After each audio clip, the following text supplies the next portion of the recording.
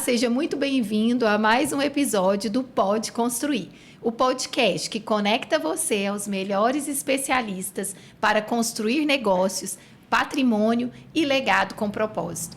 Eu sou a Grace Caroline e hoje vamos falar sobre um assunto fundamental para quem deseja comprar, vender ou investir um imóvel. Com segurança, os aspectos jurídicos do mercado imobiliário. Afinal, como saber se um empreendimento é regular? O que é alienação fiduciária? Quais os cuidados ao assinar um contrato? E o que fazer quando surgem problemas com a construtora ou com o financiamento?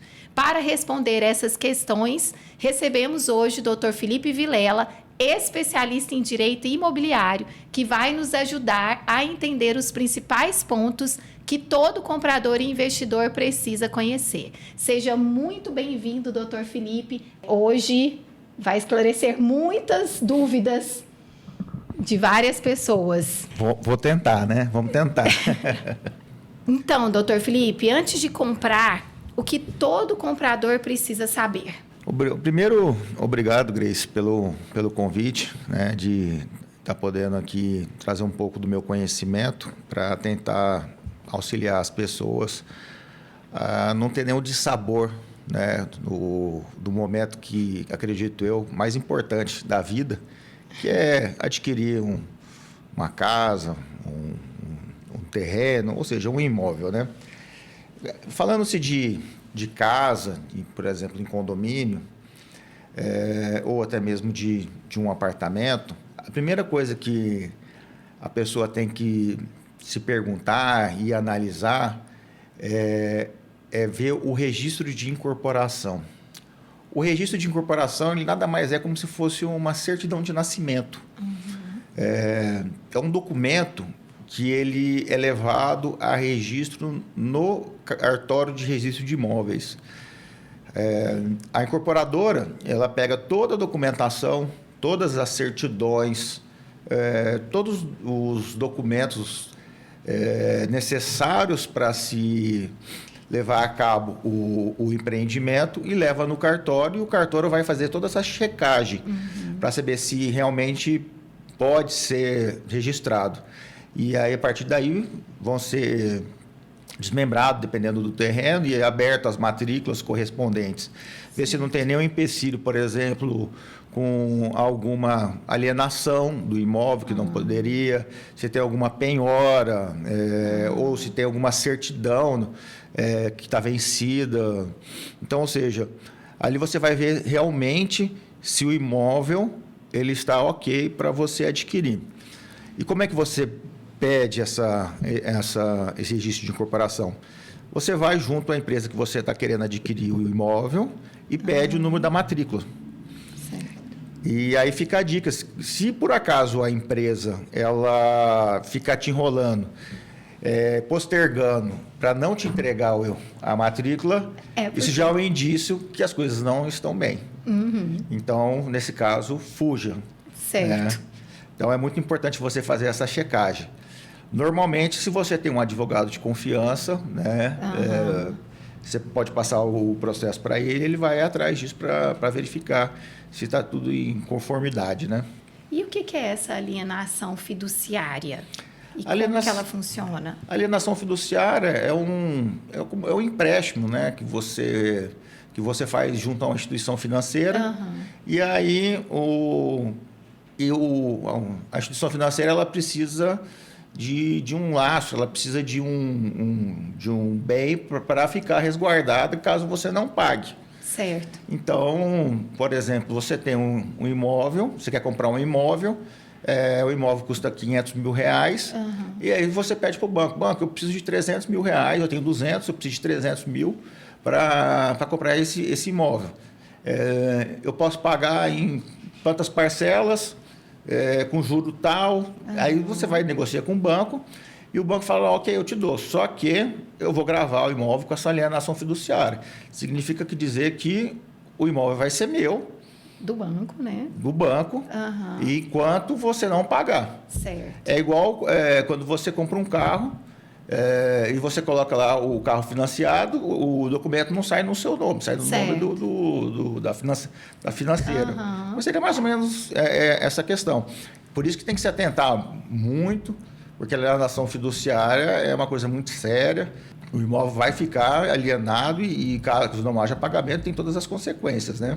E muitas pessoas ouvem falar sobre incorporação imobiliária.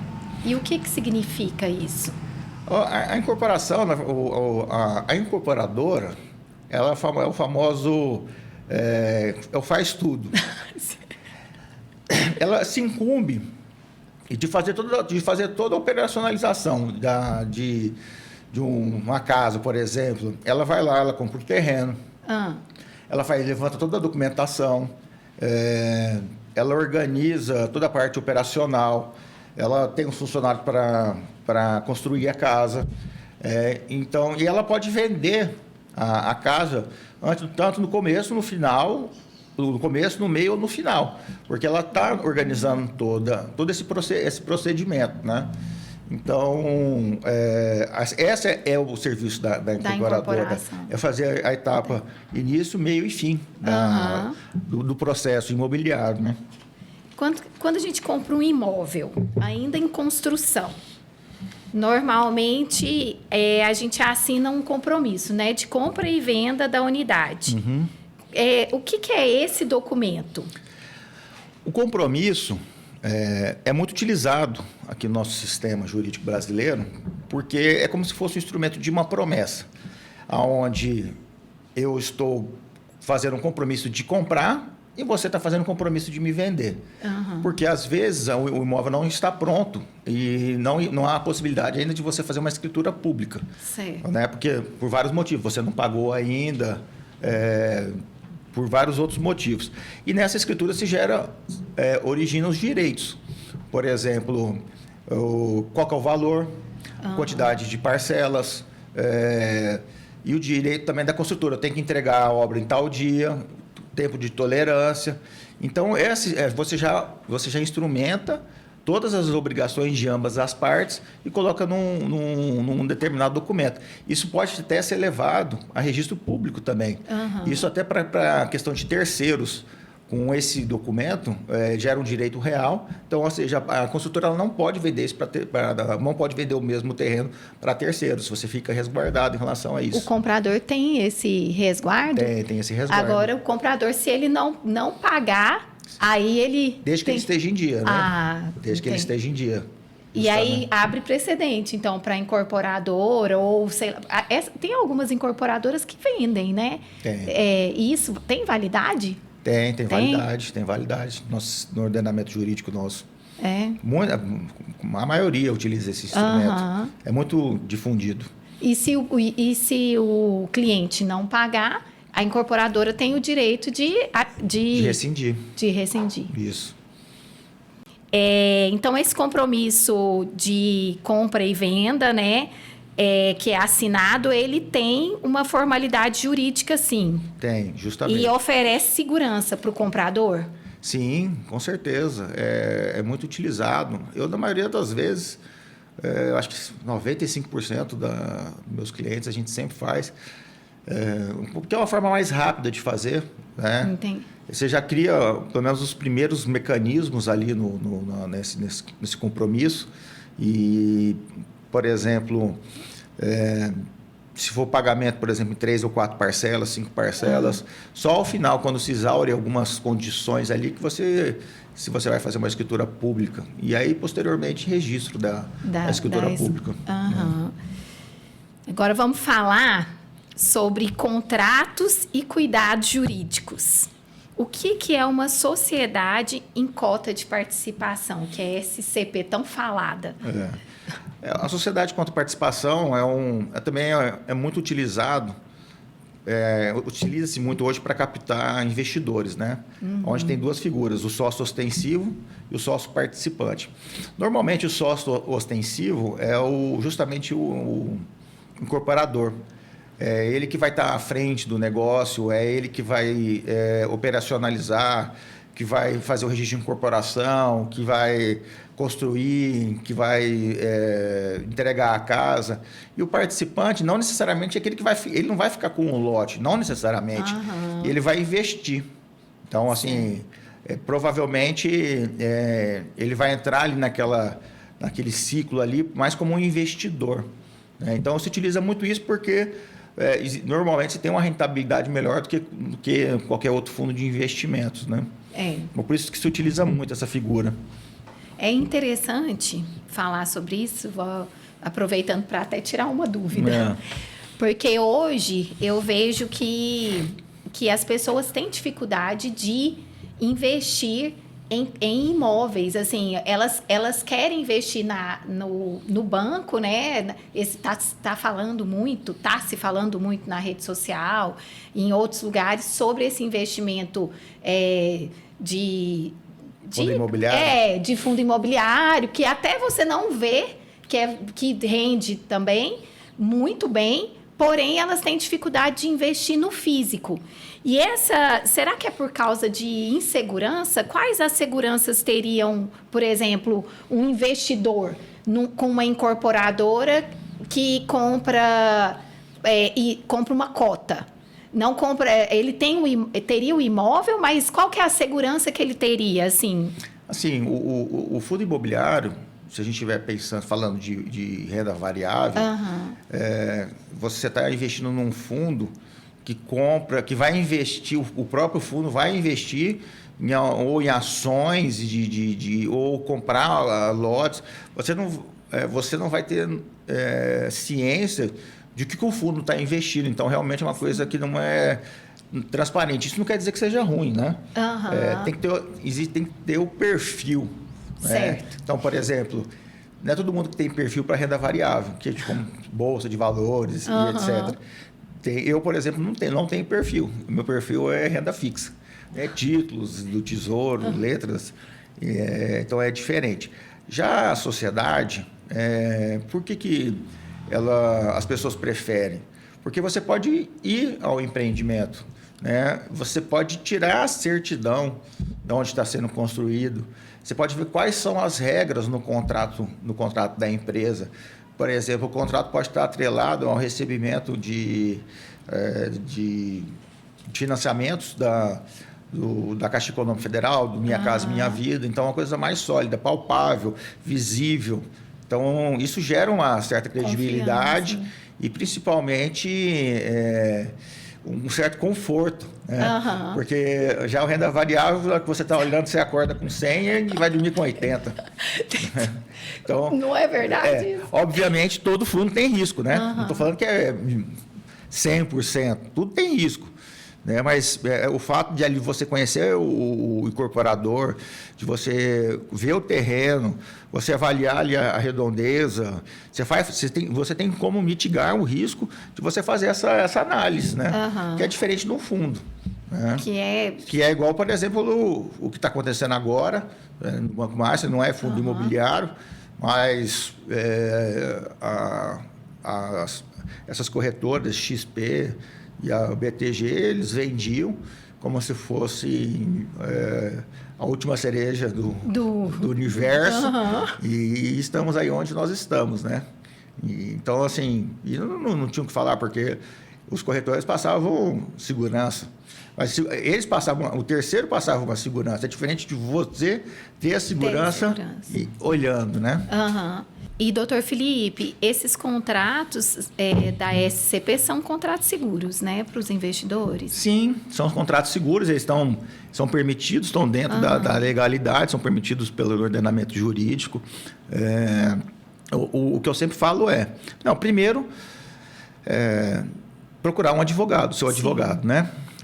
A gente sempre tem que, quando a gente está falando em análise de contrato, não fazer nada a esmos. Então, procurar um advogado de confiança e analisar, porque às vezes o contrato social, o contrato pode ser que tenha alguma cláusula ali que por uma intempérie não abranja a plena legitimidade. Então, é importante contratar um advogado ou passar por um advogado, mas, via de regra, os contratos são totalmente legais e realmente contemplam o que a legislação determina. E quais são os principais cuidados que uma pessoa deve ter antes de assinar um contrato de compra e venda? Então, acho que isso aí é o que pega. Acho que o primeiro cuidado maior é passar para um advogado. Eu sempre falo que para meus clientes, às vezes a parte ela não quer pagar o advogado, mas sai até mais caro no final. Com certeza. E isso é uma condição assim muito radical, mas é dessa forma mesmo. Então, assim, ela tem que olhar a qualificação das partes, por exemplo, ver se é casado, se não é casado. Se for casado, a esposa tem que assinar, tem que ver se o número de parcelas corresponde ao que foi combinado, se corresponde ao que está no contrato. Se o que foi prometido tem que estar no contrato, porque a maioria das vezes o pessoal promete uma coisa e não coloca no contrato. Aí até que provar depois é muito complicado. Os juros, principalmente, né?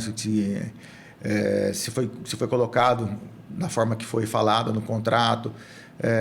O prazo de entrega é muito importante. Né? A gente sabe que existe uma prorrogação, mas tem que estar bem especificado no contrato. Então, assim, basicamente, colocar tudo que foi falado, que foi aventado, que foi prometido no contrato. No contrato. E quando alguém deseja desistir do negócio ou rescindir o contrato, uma parte, quais são os seus direitos? Assim, nesse caso, uma coisa é certa. A empresa não pode reter 100%. Ela não pode, desistiu, vou ficar com 100%. Muito embora algumas empresas façam isso, mas aí é só você procurar um advogado e tem que entrar com as ações cabíveis, né? O que a jurisprudência maciça, ela estabelece que até 25%, se você deu causa, né? Por exemplo, se você não aguentou efetuar os pagamentos em dia, você pode requerer o distrato e ela te passa até 25%. Ela tem uma multa e te passaria 75% e reteria 25%. E no caso quando tem afetação, aí você ficaria com 50%. Ela reteria uma multa de 50%. Entendi. Então, assim, porque a construtora ela faz tudo, ela vende, ela perde o tempo, então tem que ter uma multa, né? Senão não faz sentido também, né? E quais são as regras previstas na legislação para os contratos de promessa de compra e venda? Tem alguma regra? Eu tenho a regra tem que entregar, né? Tem que entregar no prazo. Eles podem ter uma carência. Tem carência? Tem. É isso que eu ia falar. Tem 180 dias. Então a gente tem que estar. E a maioria das construtoras elas utilizam já essa carência, né? Elas já contam com ela, né? Para entregar.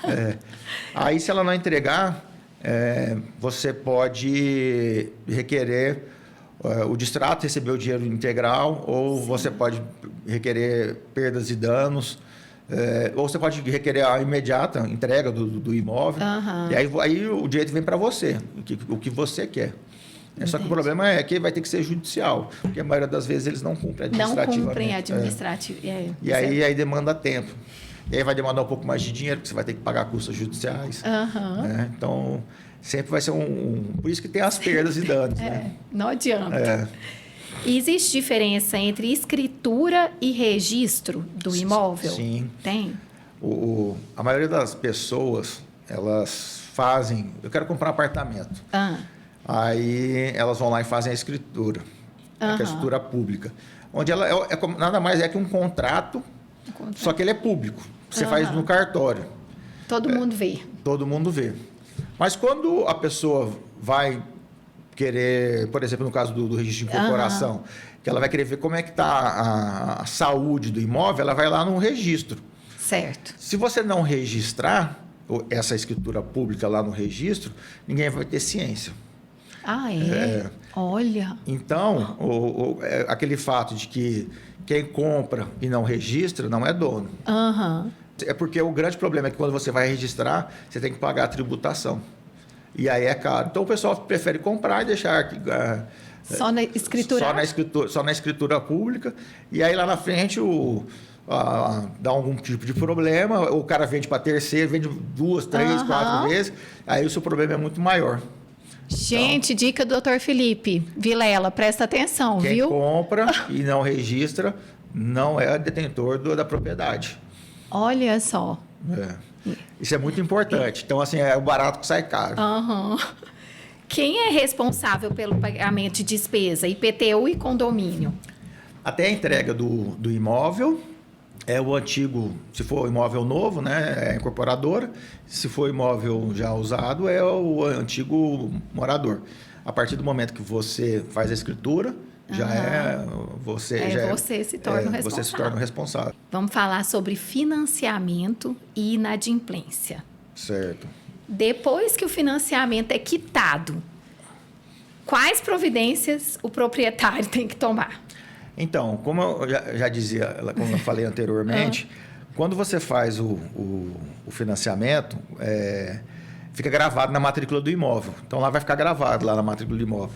Ficou financiamento em tantas parcelas, de tal valor, fica gravado lá.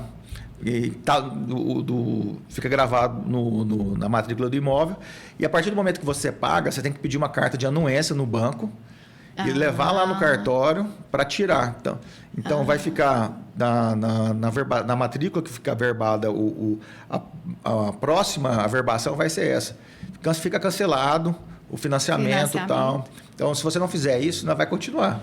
Vai ficar na posse do banco. Na verdade, assim, o banco não pode fazer nada, mas se você quiser vender, por exemplo, não tem como você vender enquanto você não dá a baixa no financiamento. Entendi. E quando ocorre atraso nas parcelas do imóvel, quais cobranças que você pode fazer, podem ser feitas? Então, as pessoas confundem, acham que tem que ter 3 atrasos.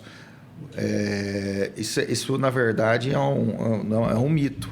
Porque se o imóvel está como garantia, a partir do primeiro dia... Que se atrasou? Se atrasou, ele já pode te cobrar. E aí, como é que é o procedimento? Ele tem que te intimar pessoalmente para você purgar a mora. Purgar a mora nada mais é do que você pagar o que você está devendo. E aí você tem um prazo de 15 dias para você pagar. Passado esse prazo, ele consolida o imóvel. O que é consolidar? Ele tira o imóvel do seu nome e fica no nome do banco. Isso tudo é administrativo. Entendi. Fazendo isso, ele manda o imóvel a leilão. Mas antes ele tem que comunicar, né? Ele vai comunicando, né? Ele vai comunicando. 2 leilões, são 2 leilões. O primeiro com preço, faz avaliação, né? O primeiro com o preço original e o segundo preço com deságio. Olha. Então, assim, é muito rápido. A gente está falando aí que o primeiro leilão pode ir em coisa de 30 dias, o segundo leilão é em 60 dias. 60 dias você pede o apartamento. Assim, a gente sabe também que antes disso acontecer, o banco normalmente tenta, através de negociação, ele tenta negociar com você. Então, ele não vai tomando, né? Mas a negociação também não é muito... Não é boa. Porque a partir do momento que vence ele vai querer te cobrar, a maioria das vezes, o valor integral.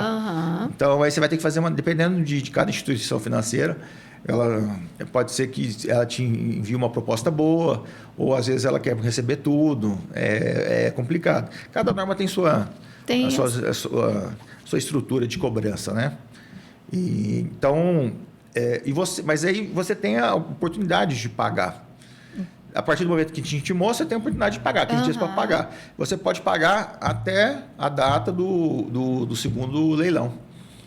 Então, assim, você não vai perder o imóvel, mas você tem que se organizar para pagar. Mas tem que se organizar. E tem uma multa moratória permitida por lei em financiamento imobiliário? 2%. 2%. E um imóvel pode ser levado a leilão, né, por falta de pagamento vai muito rápido. E não tem essa, né? Não são uma parcela, 2 parcelas. Então, gente, não é isso. E não é judicial. É administrativo. É o próprio cartório que envia o oficial de justiça lá na sua casa. Então, ou seja, é muito rápido. É muito rápido, né? E hoje em dia as pessoas falam muito isso. Eu atrasei a parcela 1 mês. Não tem isso, então, gente. O cartório, o banco, se ele quiser, ele normalmente espera em 1 ou 2 meses para tentar uma negociação, mas não espera muito também, não. E não vai, Não. e vai avisando. Vai. E não deixa ninguém alheio também, né? Aí ele manda notificação para você. Manda notificação para você falando, ó, agora você tem 15 dias para pagar. Senão eu não vou tomar o bem. É rápido. E essa restituição só existe através do pagamento, então? Sim, só com pagamento. Nossa, doutor Felipe. Então, eu fico pensando, quem estiver passando aperto, não é fácil não, né? Quem estiver passando aperto, você tem que priorizar. Priorizar. As dívidas. Você tem que fazer principalmente agora nessa época que nós estamos passando, todo mundo, você tem que fazer um organograma aí de que são as principais dívidas, quais são os juros, são maiores, e fazer o escalonamento de pagamento. Por exemplo, esse com certeza seria a prioridade número 1, porque se você não pagar, você vai perder sua casa. Né? Aí deixar por último, por exemplo, uma conta um condomínio, por exemplo, que o juro é menor, você não vai perder. O condomínio também você perde sua casa, mas demora mais tempo, porque tem que entrar com uma ação judicial, e vai para leilão. Veja, eu não estou falando para você não pagar o condomínio, né? Eu estou falando só para você fazer uma equalização ali, né? Fazer um planejamento, né? Como você vai tentar se organizar. Porque algumas contas elas vencem muito mais rápido e o prejuízo seu é muito maior. O ideal, obviamente, é pagar tudo e diminuir as contas e fazer o planejamento sempre, né? Doutor Felipe, outra coisa que eu vejo muito, e até de pessoas conhecidas minhas, elas falam assim, a construtora atrasou mais de 180 dias, né, que é o prazo que o senhor estava falando, elas não sabem direito, não, normalmente, quanto tempo que é. Mas eles têm direito também, né, quando acontece isso, com relação a uma incorporadora, a uma construtora. Então, eles têm direito de requerer a devolução do dinheiro, se assim eles quiserem, ou depois entrar com uma ação de perdas e danos também. Posteriormente. Mas eles pegam o imóvel ou deixam? Ou não, aí cabe a eles querer esperar, se eles quiserem esperar. Às vezes o imóvel está quase terminando, ou se, por exemplo, ver que o imóvel não vai, aí entrar com a ação para depois receber um dinheiro, uma indenização, né? Uma espécie de indenização de perdas e danos. Aí é muito questão pessoal, né? Tem gente que desanima, porque é o sonho, igual eu falei, e aí desanima e prefere desistir. E nesse caminho aí que o senhor percorre, o que você vê assim, juridicamente mais comum de problema de atuação profissional? O que você vê, o que você pega mais comum? Você pega tudo. Não, eu vejo hoje a grande dificuldade do pessoal, né? Eles iniciam, compram um empreendimento no começo e às vezes a pessoa naquele momento ali realmente ela está com a condição financeira boa e a gente está falando aí uma coisa de entrega de 3 anos para frente e aí o juro ali da parcela ele vai aumentar e a gente não sabe qual o índice que vai ser colocado e muda e a condição da pessoa muda. Então acontece muito, mas muito. Então assim, ela faz um compromisso de uma parcela que implica uma fração muito grande do seu orçamento. Então assim, é muito importante. O pessoal fala em torno de 30%, eu acho que é muito alto. 30%, é alto, né? Eu acho. Tem que falar, mas eu dou conta, mas você tem que pensar que, por exemplo, que se for uma pessoa que é seletista, ela pode ter questão de desemprego e também em várias outras situações, saúde, etc. Então, tem que levar em conta essas situações. Então, acontece demais a pessoa querer desistir porque realmente não tem condição. Não é maldade. Ela quer a casa, ela quer o empreendimento, ela quer aquilo, mas ela não tem condição. Não tem condição. E talvez esse seja o maior erro, né? Porque não faz um cálculo dentro da realidade, né? Porque é muito tempo, 3 anos, se você... Pouco e muito, né? Pensa se acontece alguma coisa. E aí tem muita gente também que compra para investir. E aí, quando vai entregar o imóvel, você tem que resolver o pagamento do imóvel inteiro, né? Você tem que fazer o financiamento ou você tem que pagar. E aí não consegue o financiamento, ou tem que fazer o financiamento da própria construtora, que é caríssimo, e aí depois também não consegue pagar, e aí vira uma bola de neve, né? Então acontece muito isso também. É questão de pagamento, é questão de se organizar. Tem que ter um planejamento. Tudo na vida é planejamento. Falando isso, eu já tive uma visão aqui. Qual que é a importância de contratar uma assessoria jurídica antes de fechar um negócio desse, imobiliário?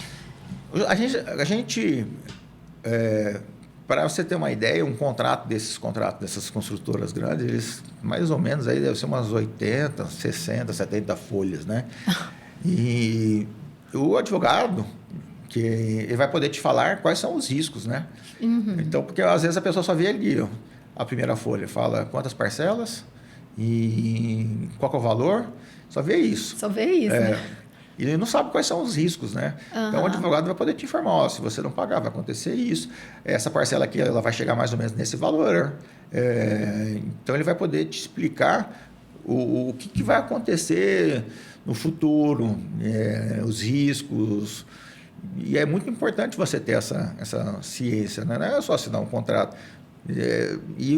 Normalmente a pessoa não vai ler um contrato dessa magnitude, né? 80 folhas, eu te garanto que não. E qual o conselho que o senhor daria para quem está pensando em comprar ou investir em imóveis em 2026? Eu acho, na minha opinião, que 2026, 2027, eu acho que a tendência é uma opinião pessoal. 2027 vai ter muito imóvel no mercado. Uhum. Eu acho que a tendência é abaixar o preço. Muito embora as pessoas que eu converso do ramo imobiliário, elas não falem isso, né? Então, eu não sei, eu esperaria 2027, mas é uma questão pessoal. Uhum. Né? Eu acho que 2026 agora, eu não sei se é um bom momento para investir. Agora, se for para você morar, eu sempre falo que a moradia não é investimento. Sim. Você não compra para investir, você compra porque você quer, porque você ama, porque é um lugar que você quer viver, etc. Aí você tem que comprar com as suas condições financeiras. Com certeza. O que comporta, né? Mas investimento eu esperaria 2027. Para investir, Para investir. Em doutor Felipe, com relação a essa sociedade de cotas que inclusive a Seja hoje está mexendo com isso, dos carros-chefes, né? Com relação a isso. Você acha que é uma coisa confiável e como advogado, você aconselharia para um investidor que tem investimento em folhas, né, em CDBs e um investimento desse, você aconselharia ele a diversificar ou não? Eu acho o seguinte, o grande segredo de ganhar dinheiro é a diversificação, né? Primeiro é isso. Você nunca pode investir muito em pouco, né? Você tem que diversificar. Eu estou falando assim, mesmo o cara tem uma fazenda, e o cara tem fazenda, ele tem que diversificar. Ele diversifica em soja, em milho, em gado, e etc. E da mesma forma de fundo de investimentos. Então, eu acho extremamente importante ele diversificar. E sim, eu vejo com muito bons olhos a sociedade dessa forma. Acredito que, principalmente, a Seja, eu já dei uma olhada, eu acredito que ela tem uma notória especialização, acredito que... até porque o rendimento dela é melhor. Né? Então, com certeza, eu investiria nela.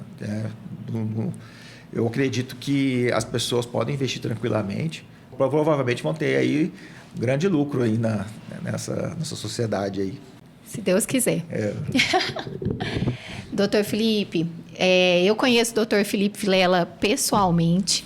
É um homem íntegro, tem uma família linda, uma esposa maravilhosa, 2 filhos lindos. É um homem inteligentíssimo, um profissional de excelência. Eu quero te agradecer muito por ter aceitado esse convite, disponibilizado o tempo dele, que é, assim, contado, gente, para estar aqui com a gente, esclarecendo esse tanto de questões, e eu espero que vocês tenham gostado. Muito obrigada, doutor Felipe. Eu que agradeço e Sempre que precisar, pode contar aqui com a minha participação. Doutor Felipe, muito obrigada pela sua participação e por compartilhar tantas informações valiosas conosco. Tenho certeza de que esse episódio vai ajudar muitas pessoas a tomarem decisões mais seguras e evitarem problemas no mercado imobiliário. E para você que nos acompanhou até aqui, lembre-se, construir patrimônio é importante, mas construir com segurança jurídica é essencial. Se você gostou deste episódio, compartilhe com seus amigos e familiares, inscreva-se no nosso canal e acompanhe os próximos episódios do Pode Construir. Muito obrigada!